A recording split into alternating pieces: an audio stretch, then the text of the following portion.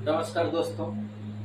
आज हम लोग बात करेंगे गोंडवाना क्रम की चट्टान के बारे में और दक्कन क्रम की चट्टानें जो है दक्कन चट्टान के बारे में हम लोग आज चर्चा करेंगे, बात करेंगे। उसके बारे में कुछ सीखने का प्रयास करेंगे और यह एक ऐसा टॉपिक है जो कॉम्पिटिटिव एग्जाम के लिए बहुत ही महत्वपूर्ण टॉपिक है।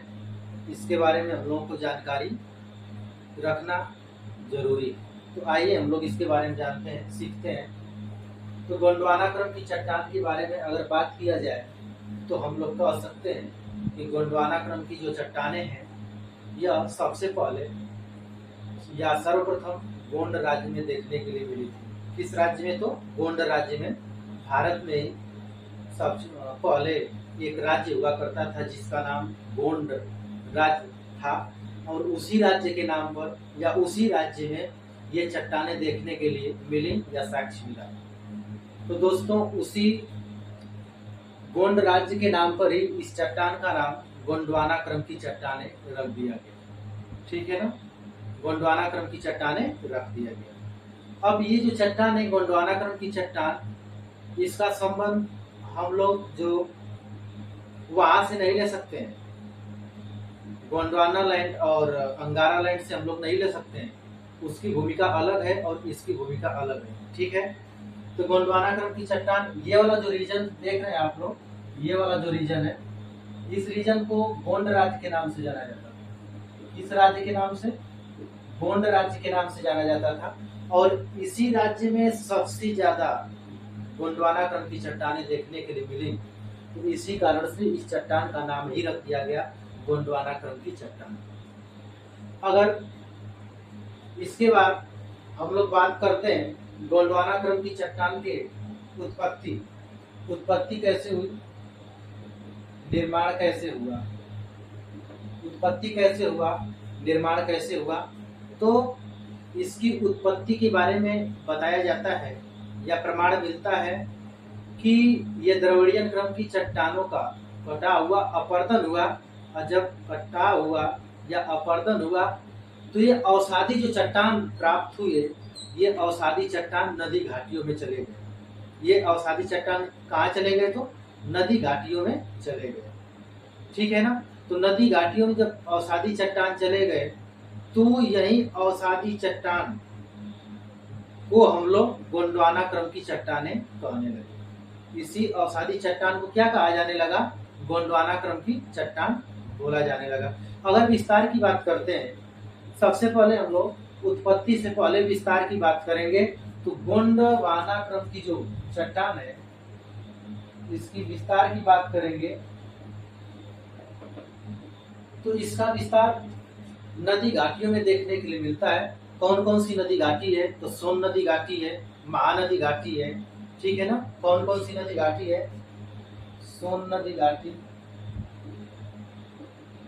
सोन नदी घाटी,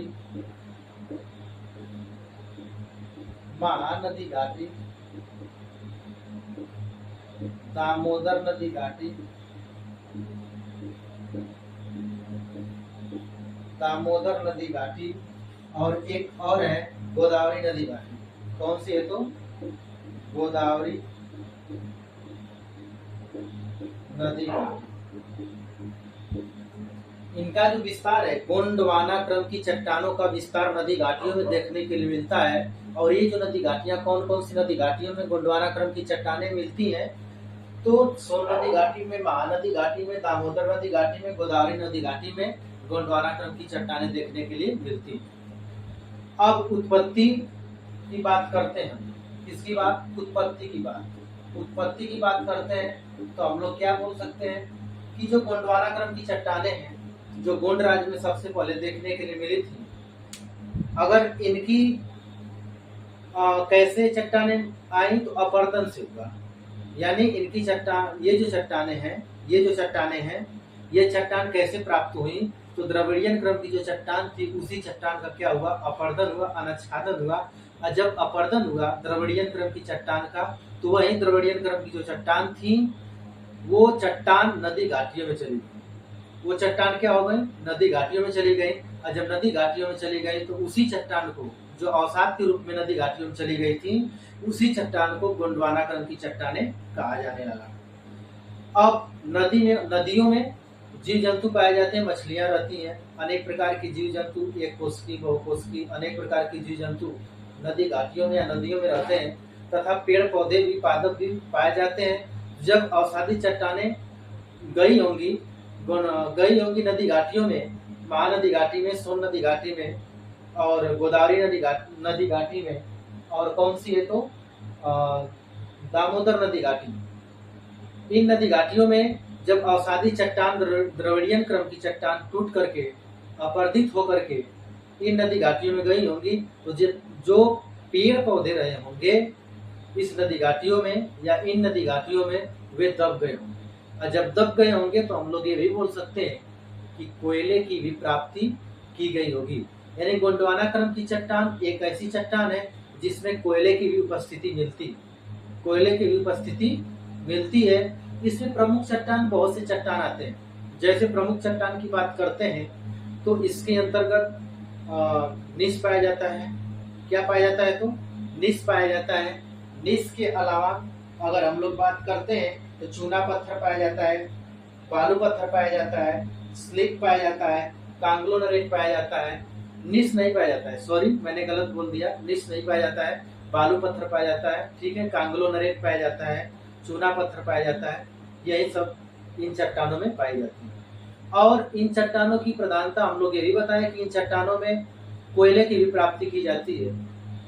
अगर कहा जाए तो 98% या 98% कोयले जो है यहीं पर गोंडवाना क्रम की चट्टानों में या गोंडवाना क्रम की चट्टानों में ही पाई जाती, संरक्षित की गई।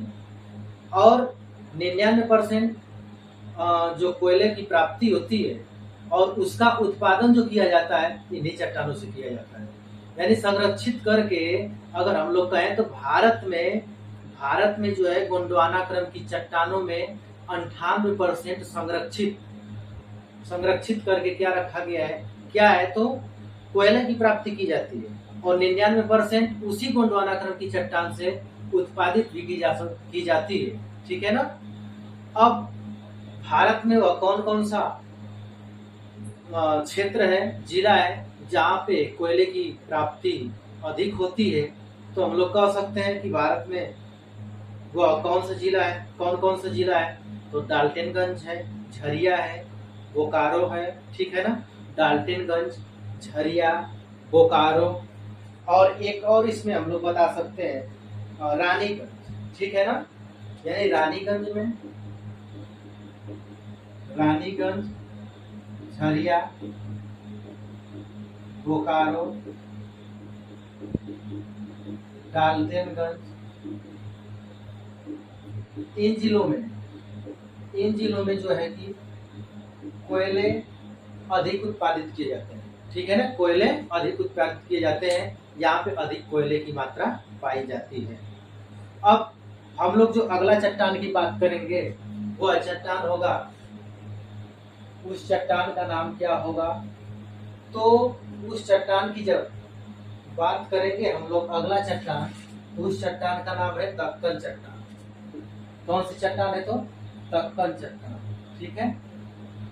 दक्कन चट्टान की बात करते हैं तो इसके बारे में, दक्कन का मतलब होता है दक्षिण, दक्कन का मतलब होता है दक्षिणा, और दक्षिणा का अर्थ बताया गया दक्षिण।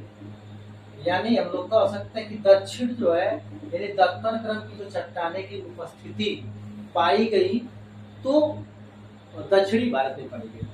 दक्षिण का मतलब कहाँ पाई गई, दक्षिणी भारत में। दक्कन क्रम की चट्टानों की उपस्थिति जो पाई गई दक्षिणी भारत में पाई गई। और दक्कन क्रम की जो चट्टाने हैं, इन चट्टानों को हम लोग लावा का प्रवाह भी कहते हैं। इन चट्टानों को किस नाम से जानते हैं तो लावा का प्रवाह के नाम से भी जाना जाता है। इसका मतलब क्या है कि दक्कन क्रम की जो चट्टाने हैं ये लावा के, दरारी लावा के उद्भेदन के क्रिया के परिणाम स्वरूप ही इन चट्टानों का निर्माण हुआ है या उत्पत्ति हुआ है। अगर उत्पत्ति की बात करते हैं दक्कन क्रम की चट्टानों की, तो इन चट्टानों का क्या हुआ है, किससे हुआ है, तो दरारी लावा के उद्भेदन से। जब दरारी लावा के उद्भेदन से हुआ होगा तो हम लोग ये भी कह सकते हैं कि बेसाल्टिक चट्टान भी, इसे हम लोग किस नाम से भी जान सकते हैं, तो बेसाल्टिक चट्टान के नाम, चट्टान से भी इस जो दक्कन क्रम की चट्टानों की उत्पत्ति मानी जाती है। ठीक है ना।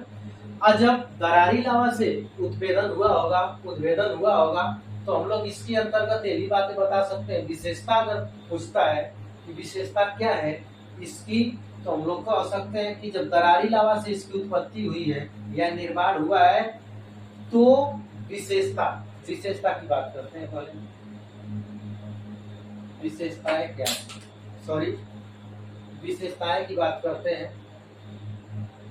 विशेषताओं की बात करते हैं तो विशेषता में हम लोग कह सकते हैं कि दक्कन क्रम की जो चट्टानें हैं इनका निर्माण किससे हुआ है, तो दरारी लावा के उद्भेदन से। ठीक है ना, लावा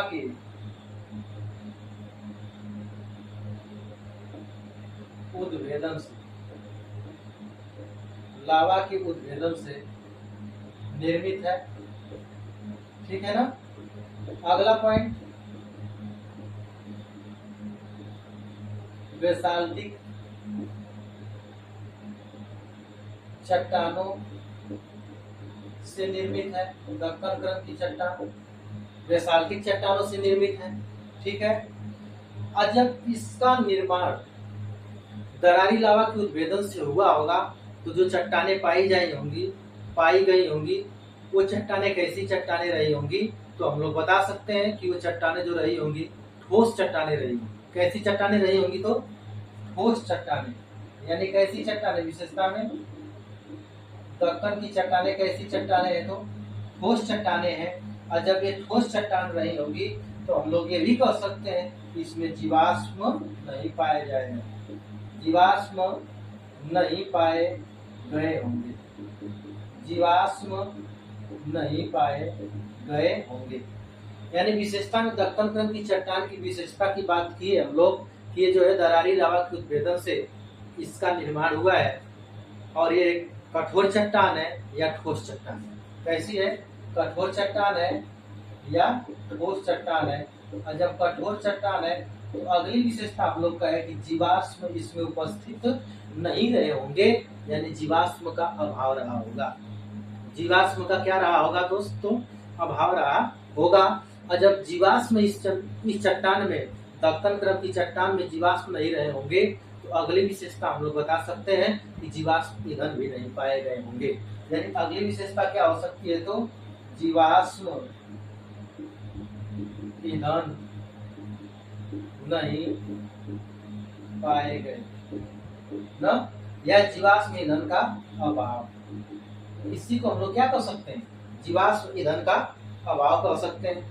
अगली विशेषता, इसमें कौन कौन सी प्रमुख चट्टानें हैं, यानी जो दक्कन क्रम की चट्टान है इसमें कौन कौन सी प्रमुख चट्टानें हैं, तो इनके बारे में भी जान लेते हैं। अगर प्रमुख चट्टानों की बात करते हैं तो हम लोग कह सकते हैं कि बेसाल्ट, ग्रेनाइट, शिस्ट, नीस, बेसाल्ट जो प्रमुख चट्टान है कौन कौन सी, बेसाल्ट, नीस, शिस्ट, ग्रेनाइट, ये सब चट्टानें पाई जाती। ठीक है ना, दक्कन क्रम की चट्टानों के अंतर्गत ये विशेषता थी दक्कन क्रम की। अब प्रश्न उठता है कि मान लीजिए दक्कन क्रम की चट्टानों की जो उत्पत्ति हुई तो दरारी लावा के उद्भेदन से हुई। कैसे हुई, दरारी लावा के उद्भेदन से हुई। और जब दरारी लावा के उद्भेदन से हुई तो हम लोग कह सकते हैं कि विशेषता में धात्विक खनिज के दृष्टिकोण से, यानी इसमें धात्विक खनिज भी पाए गए होंगे। ठीक है ना, इसमें धात्विक खनिज की भी उपस्थिति रही होगी। लोहा पाया गया होगा, निकिल पाया गया होगा, एल्युमिनियम पाया गया होगा, अन्य यानी जो धात्विक खनिज है इन चट्टानों के अंतर्गत देखी गई होंगी। ठीक है ना, धात्विक खनिज ना किस क्रम की चट्टानों में, तो दक्कन क्रम की चट्टान। बेसाल्ट से इसका निर्माण हुआ है। अगली विशेषता हम लोग ये भी बोले बेसाल्ट से निर्माण हुआ है। तो बेसाल्ट से निर्माण हुआ होगा। तो जब कोई विस्फोट होता है तो लावा जब बाहर आता है तो ठंडा होने के बाद वो बेसाल्ट का रूप धारण कर लेता है। तो बेसाल्ट से जब इसका निर्माण हुआ है तो हम लोग कह सकते हैं काली मृदा की उपस्थिति रही होगी। और काली मृदा को हम लोग रेंगुर मृदा के नाम से जानते हैं। किस नाम से जानते हैं? तो रेंगुर मृदा के नाम से या रेंगुर मिट्टी के नाम से जानते हैं। और काली मृदा के लिए कोई फसल, अच्छी फसल, उपजाऊ फसल, यानी काली मृदा में कौन सी फसल होती है? तो हम लोग कहते हैं कपास की खेती काली मृदा में की जाती है। ये थी विशेषताएं दक्कन क्रम की चट्टानों के बारे में। लेकिन विस्तार की बात हम लोग करेंगे। विस्तार इसका कहाँ कहाँ पर है दक्कन क्रम की चट्टानों का विस्तार? तो मान लीजिए कि मेरा भारत है, मानना क्या है कि भारत है ही। और दक्कन क्रम की चट्टानों का विस्तार की अगर बात करते हैं तो दक्कन क्रम की जो चट्टान है ये विस्तार इसका है। ये दक्कन क्रम की चट्टान है, इसका विस्तार ये है। दक्कन क्रम की चट्टानों का विस्तार। विस्तार की बात करते हैं तो विस्तार यानी किन किन राज्यों में, भारत के किन किन राज्यों में इनका विस्तार देखने के लिए मिलता है दक्कन क्रम की चट्टानों का? तो हम लोग पहला पॉइंट ही बताते हैं, पहला नंबर बोलते हैं इसमें महाराष्ट्र। जो दक्कन क्रम की चट्टानें हैं इन चट्टानों का विस्तार महाराष्ट्र, भारत का एक राज्य है महाराष्ट्र, उसी राज्य में देखने के लिए सर्वप्रथम मिला था दक्कन क्रम की चट्टानें। फिर अगला जो राज्य था कर्नाटक,